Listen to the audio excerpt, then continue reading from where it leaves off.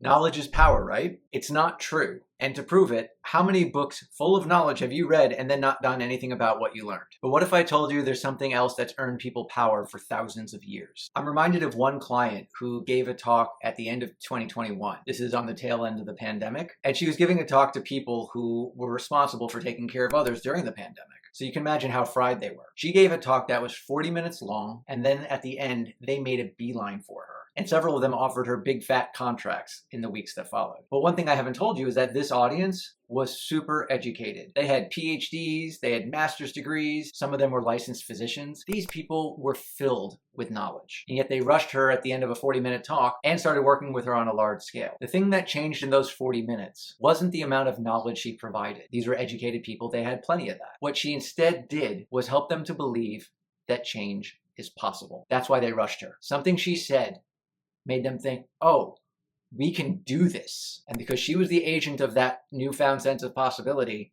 they wanted to work with her. When you think of rebellions throughout history, like with Spartacus and the slaves or the French Revolution, the thing that rallied these people wasn't how much knowledge they had. It was that they believed they could do it. Power doesn't come from knowledge. It comes from believing that change is possible. And your job as a speaker, as a thought leader, or even a leader period, is to convince others that they can create the change that you want them to create. And there are all sorts of tweaks and little changes you can make to your speaking and other forms of content that will convince your audience that change is possible. For those tweaks, be sure to follow.